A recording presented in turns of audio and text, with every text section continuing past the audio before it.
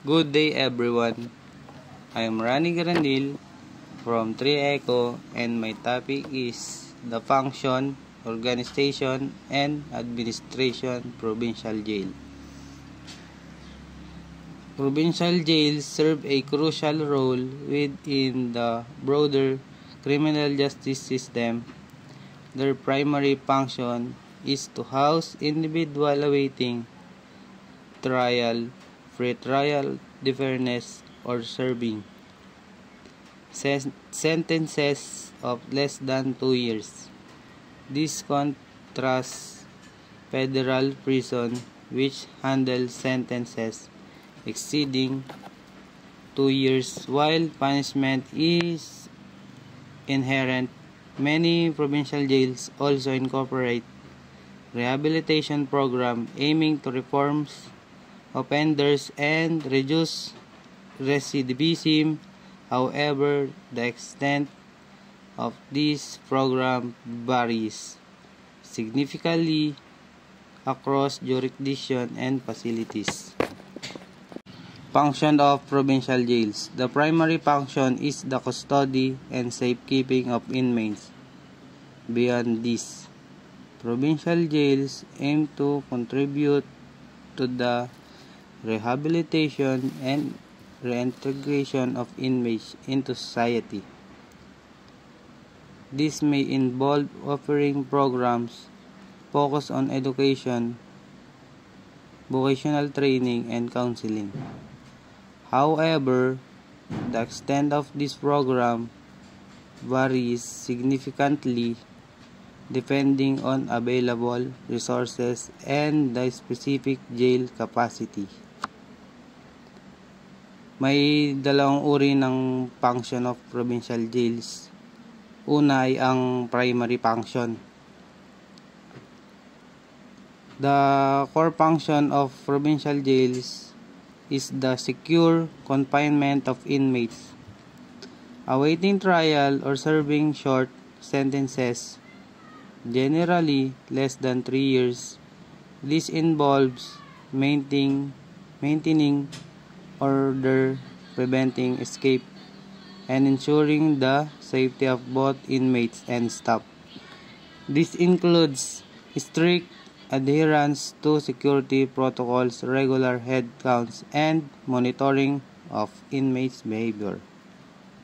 Sa primary function ay tungkulin nila ang pag-iingat at pangangalaga sa mga detained o bilanggo.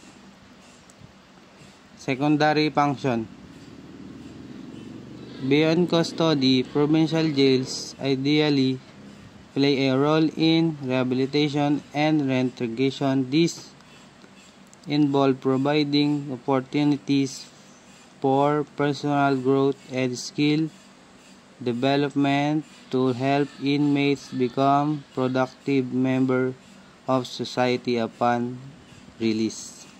Sa secondary function naman ay tumutulong sa rehabilitation at pagsasama-sama ng mga bilanggo sa lipunan.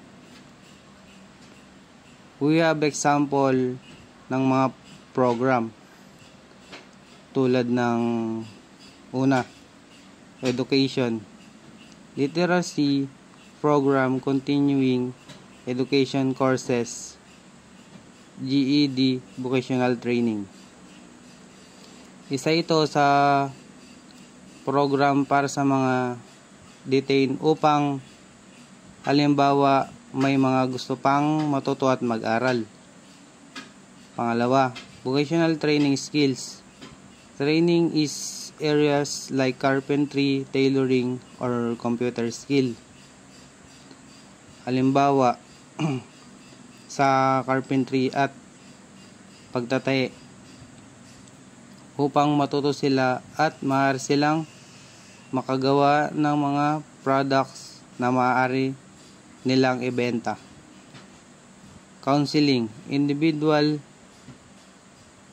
and group counseling to address underlying issue contributing to criminal behavior. Para if ever may incident or criminal behavior malesen yung issue at malaman kung paano mariresolve.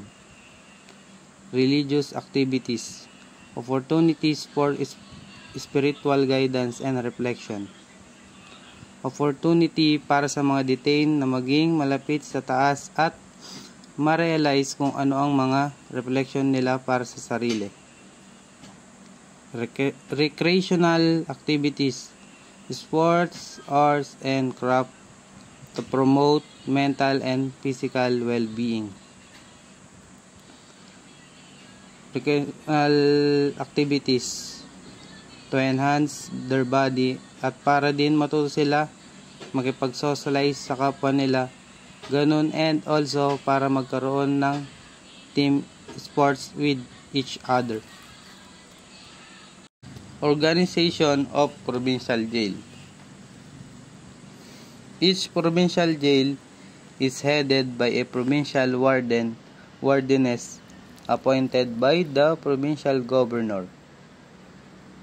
The warden oversees all aspects of the jail's operation, including security, inmate management, and program implementation. The specific organization structure within each jail may differ based on size and resources. Organization of provincial jails in the Philippines. Una, administrative structure. Provincial jails are managed by the Bureau of Jail Management and Penology, a national agency under the Department of Interior and local government. The BJMP operates through a rehearsal structure. Dito yung kaayusan ng pamahalaan at taga-kontrol ang mga operasyon sa mga kulungan. Kabilang dito yung mga chief, deputy of chief administration, and deputy chief operation, also yung chief of directional staff. Pangalawa, national level, centralized police training and oversight by the BJMP director. Sa national level, director ng BJMP ang mga may hawak ng kapangyarihan sa paggawa ng patakaran o anumang dapat gawin sa kulungan. Pangatlo, regional level, regional jail directors supervise multiple provinces. Sa regional level naman ay regional director jail ang may hawak sa maraming probinsya. Sa pangatlo, provincial level, jail wardens manage individual facility reporting to regional director. Sa provincial level, mga jail warden naman ang namamahala sa mga individual na facility ng mga kulungan bawat probinsya. Operational units. Key units within provincial jail includes custody section, responsible for security, head counts, and inmate movement. Sa custody section, responsible sila sa security, pagbibilang ng detained at pagkontrol sa mga ito. Rehabilitation section oversees educational, vocational, and counseling program. Namamahala sa programang pag-edukasyon, vocational, at pagpapayo sa mga bilanggo. Medical section provides healthcare service to inmates, giving services na pangkalusugan sa mga bilanggo. Administrative section handles records, logistic, and personnel management. Sila yung mga taga-ayos ng mga document, supply at ibang needs sa kulungan. Minimum security, open air, less restrictive, etc. Agriculture camps. Dito yung open at hindi gaanong maigpit para sa mga bilanggo. Medium security, barred cells, controlled movements. May rehas yung mga selda at kontrolado ang galaw ng mga bilanggo.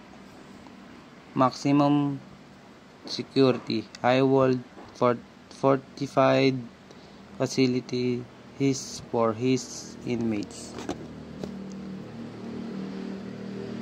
May high walls at matitibay na gusali. Challenges in organization. Overcrowding.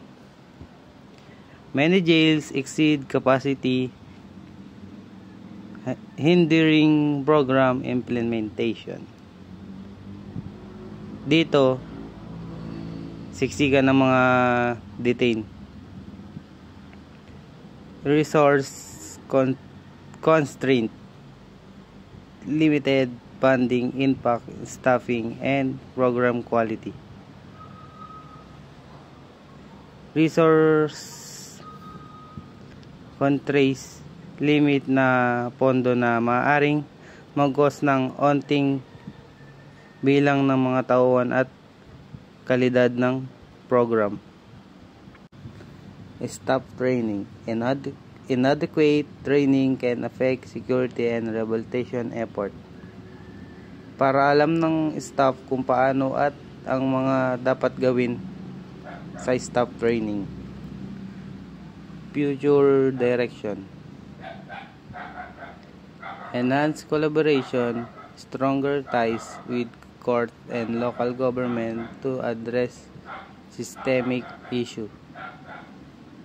Enhances collaboration sa mga government para ma-address systemic issue. Specialized unit, dedicate facility for inmate with mental health or special needs. Para sa mga mental health ng mga detained at para sa mga may special needs. Technology adoption, use of digital records and monitoring system to improve efficiency.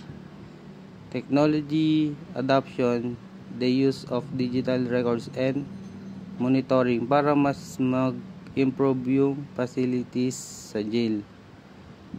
This structure aims to balance custody and rehabilitation while navigating resource and infrastructure limitation.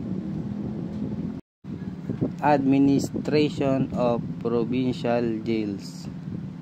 The administration of provincial jails is governed by local government code RA 7160, which are authorized local government units to establish and maintain jails. Provincial government supervise, control and operate these facilities.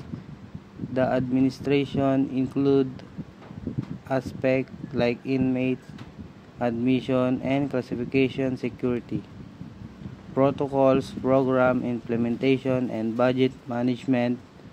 There are guiding principles emphasizing non-discrimination and the goal of rehabilitation. Purpose of organizational structure. The organizational structure of a provincial jail is typically hierarchical, with a warden or superintendent at the top. This individual oversees all aspects of the facilities operation, including security, inmate management, and program delivery. Under the warden, are various departments, such as security, medical, and programs. Each department has its own staff and responsibilities, working collaboratively to maintain order and provide services to inmates. The specific structure may differ across provinces and territories, reflecting variation in size, resources, and priorities. Ang purpose ng organizational structure ay napapaloob ng warden at superintendent na may mataas na posisyon. Sila yung nangangasiwa ng lahat, lalo na sa operasyon ng facilities at lalong-lalo na din sa security ng lugar. Administration and oversight. Provincial jails fall under the jurisdiction of provincial or territorial governments. This means that their administration and funding are the responsibilities of the relevant provincial ministry. Usually, the Ministry of Justice or a similar department. These ministries establish policies, set budgets, and provide oversight to ensure compliance with legal standards and best practices.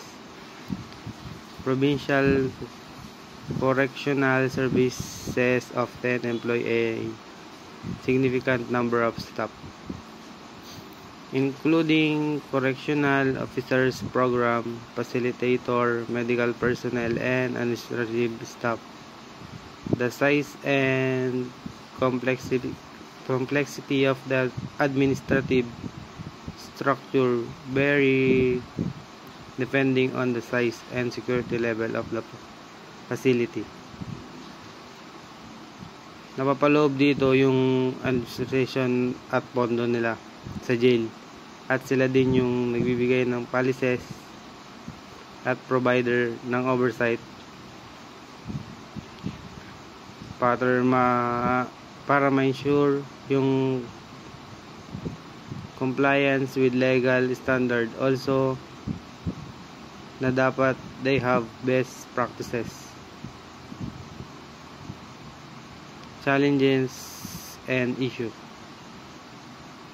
Provincial jails often face significant challenges, including overcrowding, understaffing, and limited resources.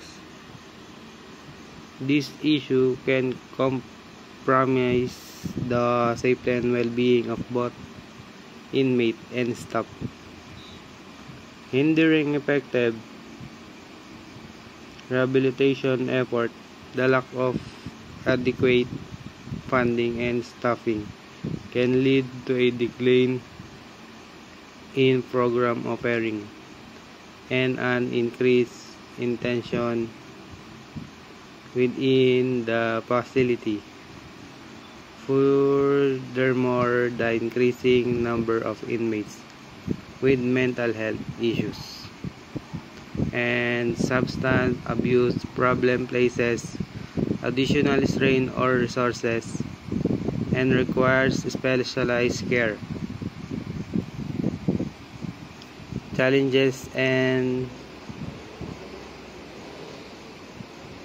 process. Dito naman yung mga issues na nila para pwede silang kompromiso para sa kaligtasan ng mga bilanggo. Also, they make programs para sa mga detained para if ever magka-problema ay maayos at mabilis nilang masosolusyonan.